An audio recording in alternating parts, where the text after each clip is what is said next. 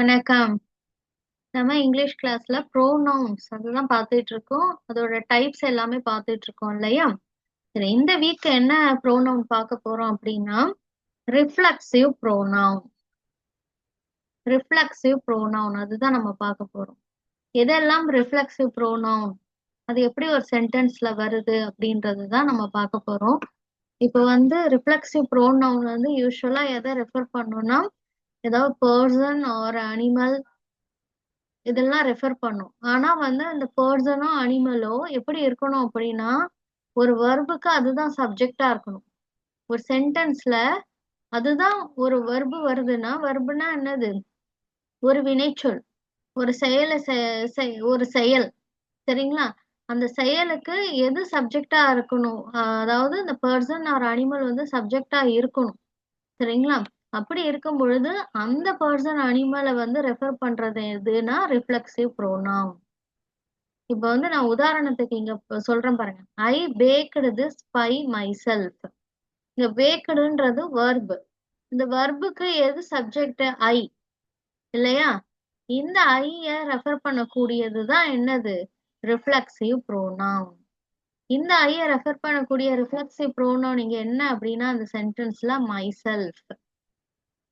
சரிங்களா? I packed this by myself. அப்ப இந்த மை செல்ஃப் அப்படின்றது எதை வச்சு இந்த மை செல்ஃப்ன்ற ரிஃப்ளெக்சிவ் நவுன் இங்க வருதுன்னா, இங்க வரக்கூடிய சப்ஜெக்ட வச்சுதான். சரிங்களா? இந்த சப்ஜெக்ட வச்சுதான் இது என்ன பண்ணுது? இந்த இடத்துல ரிஃப்ளெக்சிவ் ப்ரோனவுன் என்ன ரிஃப்ளெக்சிவ் ப்ரோனவுன் வரணும்ன்றத நம்ம டிசைட் பண்ண முடியும். சரிங்களா?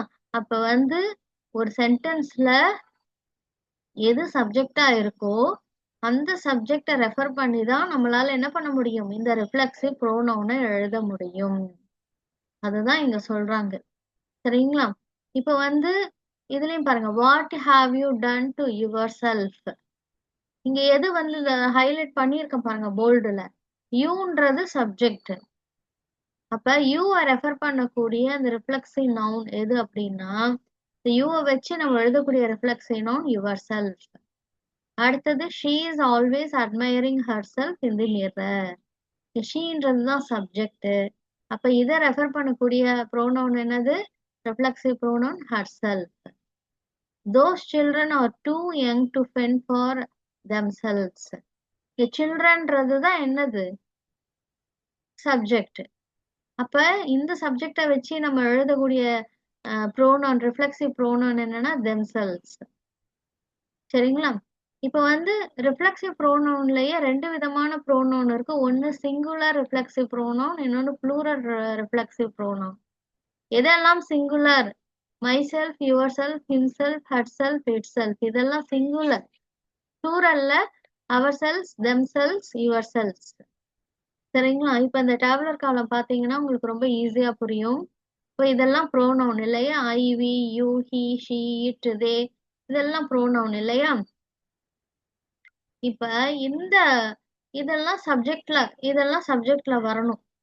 இதெல்லாம் சப்ஜெக்ட்ல, இந்த ப்ரோனவுன்ஸ்லாம் சப்ஜெக்ட்ல இருக்கும் பொழுது நம்ம யூஸ் பண்ணக்கூடிய ரிஃப்ளெக்சிவ் ப்ரோனவுன்னா ப்ரோனவுன்ஸ்லாம் நம்ம என்னென்ன அப்படின்றத பார்க்க போறோம். இப்ப சிங்குலர்ல ஐ ஐ சப்ஜெக்டா வரும் பொழுது நம்ம யூஸ் பண்ணக்கூடிய ப்ரோனவுன் என்னன்னா மை செல்ஃப். இது சிங்குலர்ல மட்டும்தான் வரும், ப்ளூரல்ல வராது. அப்ப ஐன்ற சப்ஜெக்ட்டுக்கு நம்ம சிங்குலர் ரிஃப்ளெக்சிவ் ப்ரோனவுன் தான் எழுத முடியும், ப்ளூரல் ரிஃப்ளெக்சிவ் ப்ரோனவுன் கிடையாது. சரிங்களா? அதே மாதிரி வின்றது சப்ஜெக்டா வரும் பொழுது நமக்கு சிங்குலர்ல ரிஃப்ளெக்சிவ் ப்ரோனவுன் வராது. எது வரும்? ப்ளூரல்ல தான் வரும். ஏன்னா வின்றதே என்னது? அதுவும் ப்ளூரல் தான். சரிங்களா? நாம், நாங்கள்னு சொல்றோம் இல்லையா? அதுவே ப்ளூரல் தான். அப்ப நம்ம எழுதக்கூடிய ப்ரோனவுனும் ரிஃப்ளெக்சிவ் ப்ரோனவுனும் ப்ளூரல்ல தான் வரும், அவர் செல்ஸ். அடுத்தது யூ.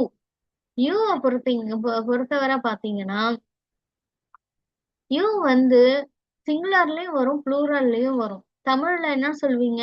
நீ, நீங்கள். அப்ப ரெண்டுமே வருது இல்லையா? அப்ப நீன்ற இடத்துல யுவர் செல்ஃப் வரும், நீங்கள் அப்படின்ற வர இடத்துல யுவர் செல்ஸ்.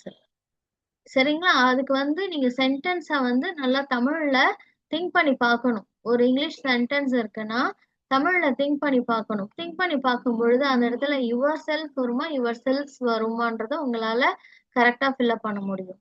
அடுத்தது ஹீ வந்து சப்ஜெக்டா வரும் பொழுது இந்த ஹீ ஷீ இட் இது எல்லாமே சிங்குலர்ல சொல்லக்கூடிய விஷயங்கள் தான். அவன் அவள் அது. சரிங்களா? அப்ப அதுக்கு என்னதான் வரும்னாக்கா சிங்குலர் ரிஃப்ளெக்சிவ் ப்ரோனவுன் தான் வரும். ஹீக்கு ஹிம்செல்ஃப் யூஸ் பண்றோம், ஷீக்கு ஹர்செல்ஃப், இட்டுக்கு இட் செல்ஃப். அதுவே வந்து தே அது வந்து சப்ஜெக்ட்ல வரும் பொழுது நம்ம என்ன யூஸ் பண்றோம் அப்படின்னாக்கா தேன்றது என்னது ஒரு ப்ளூரல். அப்ப சிங்குலர் ரிஃப்ளெக்சிவ் ப்ரோனவுன் வர்றதுக்கு வாய்ப்பு இல்லை. ப்ளூரல்ல தான் அந்த ரிஃப்ளெக்சிவ் ப்ரோனவுன் வரணும். என்ன ப்ரோனவுன் வரும்னா தெம்செல்வ்ஸ். சரிங்களா? இப்ப உங்களுக்கு புரிஞ்சிருக்கும். சப்ஜெக்ட்ல ஐ வரும் பொழுது அந்த சென்டென்ஸ்ல நம்ம என்ன மாதிரியான ப்ரோனவுன் ரிஃப்ளெக்சிவ் ப்ரோனவுன் யூஸ் பண்ணணும். அதே வி வரும் பொழுது யூ வரும்போது ஹி ஷி இட் தே வரும் பொழுது என்ன விதமான நம்ம ப்ரோனவுன் ரிஃப்ளெக்சிவ் ப்ரோனவுன் அந்த சென்டென்ஸ்ல நம்ம யூஸ் பண்ணணும்ன்றத இந்த டேபிள் காலம் உங்களுக்கு ஃபுல்லா சொல்லி கொடுத்துருச்சு.